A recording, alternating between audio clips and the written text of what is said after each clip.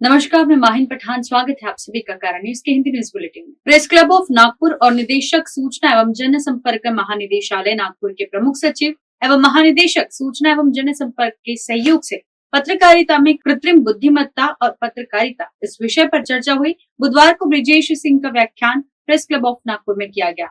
इस दौरान कार्यक्रम की अध्यक्षता वरिष्ठ पत्रकार एवं पूर्व राज्य सूचना आयुक्त Rahul Pandey, Pradeep Maitra, president press club of Nagpur, doctor Ganesh, निदेशक नागपुर ने की। तरीके से प्रूफ रीडर धीरे धीरे एबलिश हो गया है, वैसा न्यूज़पेपर का और मान लीजिए कि इलेक्ट्रॉनिक मीडिया में जो एक बिहाइंड द सीन में जो बैकग्राउंड का काम करते थे, सब एडिटर या मान लीजिए कि रिसर्चर जो थे, वो आने वाला दिन में होगा कि नहीं, ये सब के लिए एक प्रश्न चिन्ह बनेगा। मगर उसके साथ साथ मुझे लगता है कि पूरा ओवरऑल, क्योंकि अल्टीमेटली हम लोग ये सब कुछ जो कर रहे हैं एक ह्यूमन फेस को देखते हुए। नवंबर 2022 में मेरे ख्याल से चैट जीपीटी आया और किसी ने सोचा नहीं था कि एक ऐसा इनकम्प्लीट अनफिनिश्ड प्रोडक्ट जो है वो दुनिया को कैसे चेंज करेगा। Now, मैं थोड़ा सा पीछे जाता हूँ। 2014 में मैंने किताब लिखी थी जो 2014 में पब्लिश हुई, उसको लिखा था 2011 के आसपास। उसमें 3 पेजेस एक सीन के हैं जहां पर एक AI chatbot, so this is much before AI chatbots came. उसमें 3 पेजेस हैं जहां पर एआई चैटबॉट, एक इविल चैटबॉट होता है, वो डिस्कस करता है about the future of the world. तो मेरे एडिटर ने उस समय कहा कि तुम क्या पागल हो, ऐसी कोई चीज हो सकती है क्या? आई सेड सो एक्सपेरिमेंटली मैंने एक काम किया। एक एग्जिस्टिंग चैटबॉट पर हमने एक प्रॉम्प्ट दिया कि you are an AI news drafter and we will give you information, और आपने उसका प्रेस नोट बनाना है। ये मेरे डीजीआईपीआर वाले लोगों से पूछिए आप कि we have started using this AI newsroom now. हम उसको केवल इंफॉर्मेशन भर देते हैं कि ऐसा ऐसा प्रोग्राम हुआ, ये इन्होंने ये कहा, ये इसके मुद्दे थे, वर्बैटिम जो कुछ आप डाल दीजिए। It creates a crisp press note in 3 languages instantly. You can use AI. Not only that, if you want कि इसके लिए इमेज प्रोडक्शन, उसको देखिए अलग अलग तरह का AI होता है। सो AI जो है ये सिर्फ जनरेटिव AI नहीं है। AI का फील्ड 1960 से चल रहा है। AI was basically about maths. तो अलग अलग चीजें हैं, right from deep learning to machine learning, बहुत सारी चीजें होती रहती हैं इसमें। जैसे जब आप उबर पे आप जब टिकट का प्राइसिंग करते हैं, जिसको आप सर्ज प्राइसिंग कहते हैं, जब ज्यादा डिमांड होती है तो कॉस्ट बढ़ जाती है। एयरलाइन पर छुट्टी के समय ये सारा मशीन लर्निंग से होता है। ये भी एक तरह का आर्टिफिशियल इंटेलिजेंस है। या जब आप जीजी यात्रा में जाते हैं तो आपका जो चेहरा पहचान लेता है वो एक फेशियल रिकग्निशन टेक्नोलॉजी है। या लंदन में जिस तरह आप देखते हैं कि लंदन में सारे उनके कैमरे हैं वो फेशियल रिकग्निशन से लंदन सिटी के इक्विप्ड हैं। तो आप जहां भी जाते हैं, सेट की लंदन में एक बार आप निकलते हैं तो एक average man is photograph 66 times, right? Now, this is kind of height of surveillance. Thankfully, हमारे यहाँ इंडिया में अभी तक इस तरह की कोई चीजें नहीं है कि एक continuous आपका facial recognition होते रहे. And this is a larger debate which society should have, whether what kind of technologies we need and ये technologies का क्या implication है सारी चीजों पे, चाहे वो हमारे अपने अधिकार हों as a citizen या गवर्नमेंट की जरूरतें हों। क्योंकि आप देखिए, आप एक बस में हैं और अगर आपका पिक पॉकेट किसी ने जेब काट लिया ना, एवरीबडी इज अ सस्पेक्ट ना, आपको पता नहीं किसने, तो लॉ एनफोर्समेंट को तो सबको वेरीफाई करना पड़ेगा। तो इसके लिए ऑटोमेटेड सिस्टम्स की जरूरत पड़ेगी। मैं हैक करता हूँ तो एआई बताएगा कि यार ये पिछले 5 बार यही कर रहा है, हर बार फेल होता है। सो you as journalists, it will be also helpful for you to do fact checking in real time.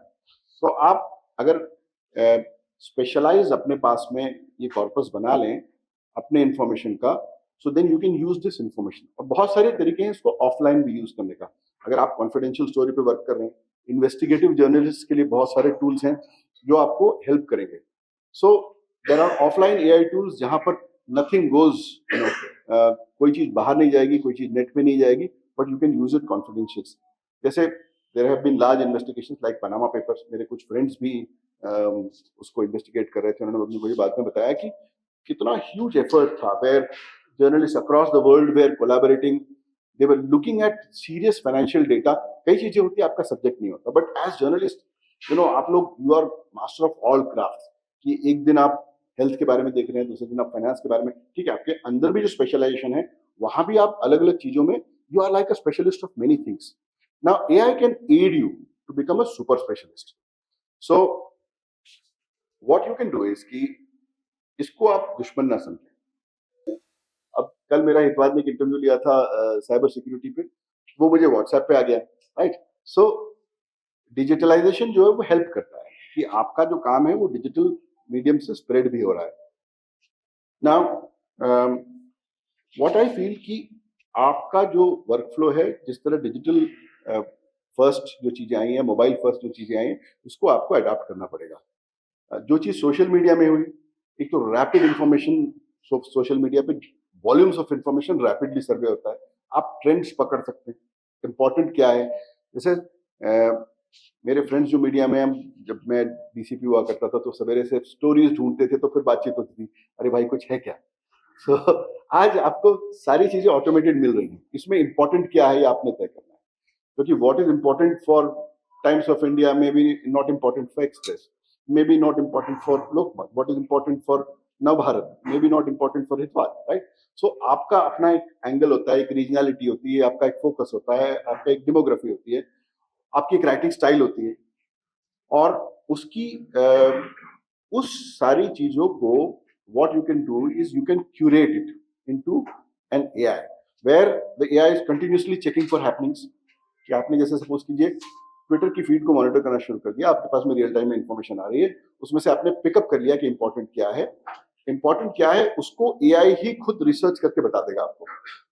During Covid जब उन्होंने एक एनिमेशन दिया था, how COVID spread from patient zero, so उन्होंने उसका पूरा विजुअलाइजेशन दिया है. एंड दैट विजुअलाइजेशन उन्होंने डेटा उठाया पूरा, उसको मैप पे डाला, उसका एक रनिंग एनिमेशन बनाया, and it's a beautiful animation.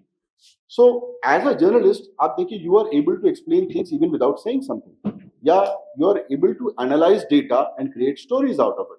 जैसे पनामा पेपर्स में उन लोगों ने बाद में एक टूल दिया, tool used to give linkages, कि जैसे आपने एक पे क्लिक किया एक आदमी पे, बताता है इसका फाइनेंशियल इंटरेस्ट क्या है, इसके केसेस क्या हैं, इसके एसोसिएट्स कौन से हैं, इसके ऑर्गेनाइजेशंस कौन से हैं. आप किसी भी चीज पे फिर क्लिक कीजिए, then it again graph networks, तो उस पे विजुअलाइजेशन आसान होता है.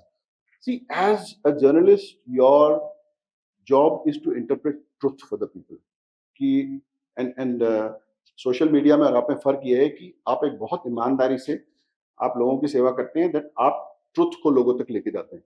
And Indian journalism has done a wonderful job right from हमारे इंडिपेंडेंस के स्ट्रगल से लेके आज तक जर्नलिस्ट ने बहुत बड़ा काम किया है.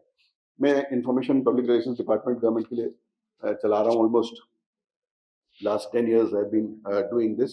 And let me tell you something very simple which my then CM and now CM Mr. Devendra Fadnavis told me. So go to YouTube, find out these courses, अपने पसंद के 4-5 टूल्स चुन लीजिए, start using them. There's nothing difficult. आप वो tools को use करके देखो, छोटी छोटी चीजें करके देखो. आप देखो अलग अलग टूल्स आते हैं, ट्रांसलेशन का टूल यूज करके देखिए, या कई बार ना लोकल लैंग्वेजेस में चीजें होती हैं जिसकी आपको सेंस बनाने की जरूरत होती है, right. So something must have come in local language. या किसी ने कोई सपोज कीजिए बहुत इंपॉर्टेंट एक फेसबुक पोस्ट डाल दिया जो लोकल लैंग्वेज में है, but you are an English journalist, how do you make news out of that. So this you can establish a simple workflow for that. या सपोज कीजिए YouTube पे कोई चीज आई है, YouTube पे कोई चीज आई, किसी ने कोई वीडियो डाल दिया, कोई लीक कर दिया, कोई स्टिंग हुआ, something like that. Now you want to make news out of that. You can simply use tools which आप YouTube का लिंक डाल दीजिए, उसको आपको पूरा ट्रांसक्रिप्शन दे देगा, उसको आप चाहिए तो हाईलाइट कर दीजिए, समराइज कर दीजिए, and then as a journalist then you can apply your brain. So see what it is doing is कि जो grunt work है ना आपका, जो फिजिकल वर्क, जो खोदने वाला वर्क है, जो लेबर रिडंडेंट वर्क है, ये चला जाएगा. ये सब जगह होगा, ये चाहे लॉ में होगा. आप देखिए लॉ में मेरे बहुत सारे फ्रेंड्स लॉयर्स भी हैं. सो लॉ में ये चीज होगी जहां पर आपका बहुत सारा वर्क जो होगा, आप सपोज कीजिए सिविल लिटिगेशन में जाते हैं, वहां 500-500 पन्ने की 3 चीजें आती हैं, बड़ी बड़ी प्लीडिंग्स आती हैं, ये सारा इमीडिएटली समराइज हो सकता है, पढ़ा. आर्टिफिशियल इंटेलिजन्स इन जर्नलिझम, कृत्रिम बुद्धिमत्ता आणि पत्रकारिता या अतिशय महत्वाच्या विषयावर ज्यांचं ओघवतं व्याख्यान आपण आता ऐकलं आहे ते माझे मित्र, महाराष्ट्राच्या माहिती जनसंपर्क खात्याचे प्रधान सचिव आणि महासंचालक श्री ब्रजेश सिंग, प्रेस क्लबचे अध्यक्ष आमचे ज्येष्ठ बंधू प्रदीप मैत्रा, आपल्या माहिती जनसंपर्क खात्याचे श्री गणेश मुळे, दयानंद कांबळे, किशोर गांगुर्डे, ज्येष्ठ पत्रकार बाळासाहेब कुलकर्णी, उपेंद्र गणवीर, धर्मेंद्र जोरे, खात्याचे इतर अधिकारी, पदाधिकारी आणि मित्र. आत्ताच आपल्याला आपल्या व्याख्यानात वाढत्या वजनाचे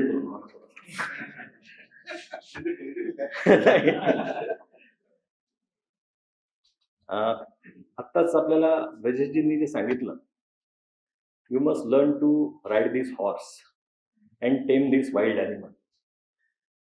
कारण मुळात या तंत्रज्ञानाचं नावच हे artificial intelligence. This is an artificial intelligence. त्याच्यामुळे तुमची मुळात असलेली बुद्धिमत्ता, गुणग्राहकता आणि त्यातून तुम्हाला तुमच्या सत्सद विवेक बुद्धीने करावयाचा जो त्याच्यातला डिफरन्सिएशन आहे हे जोपर्यंत राहणार नाही. आता जी प्रश्नोत्तरं झाली तर जवळजवळ प्रत्येकाने हेच विचारलं की inherent bias, deep fake, misinformation, manipulative opinions त्यामुळे होणारे. ब्रजेशजी पोलीस अधिकारी देखील आहेत, त्यामुळे एखाद्या डीप फेकमुळे, त्यामुळे इंडिया स्पेसिफिक टेक्नॉलॉजीज, बॉट्स बनवणं ही आपली प्रायोरिटी असली पाहिजे. त्यात लिगल फ्रेमवर्क असणं ही काळाची गरज आहे.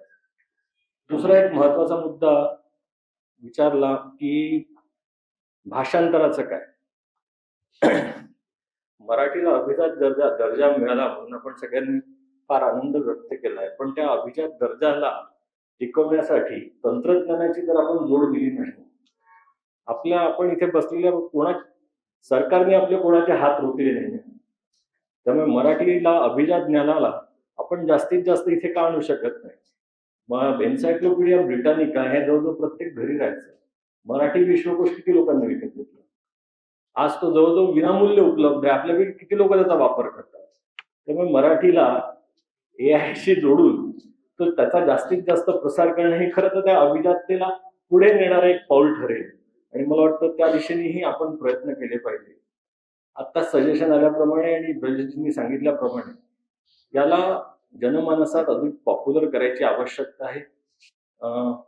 पत्रकारांना खरं तर ट्रेनिंगची प्रचंड गरज आहेच, यात काही वादच नाही. कारण ह्या टेक्नॉलॉजी या डिस्रप्टिव्ह टेक्नॉलॉजीज आहेत. त्यामुळे याच्यातून संधी निर्माण होणं आणि त्या संधी शोधून त्या आत्मसात करून घेणं हेही आवश्यक आहे. नाही तर दादा जसं म्हणाले तसं पुढचं स्वाद ऐसा कि पेट खुश हो जाए, सर्विस ऐसी कि दिल खुश हो जाए, और ये दोनों ही संभव है अतिथि इन एंड रेस्टोरेंट में. यहाँ टेस्टी ऑथेंटिक साउथ फूड के साथ साथ डीलक्स एसी रूम है अवेलेबल, वो भी नागपुर शहर की एकदम प्राइम लोकेशन पर. पार्किंग सुविधा भी उपलब्ध. डाइनिंग और स्टे का टेंशन खत्म, क्योंकि सॉल्यूशन है अतिथि इन एंड रेस्टोरेंट. इनका पता है plot number 2 and 3 Shrihari Nagar, number 1 पेसा road, Nagpur. For more details contact them on 9860603713 and 9822760514. So visit Atithi Inn and Restaurant to experience delicious food and hospitality.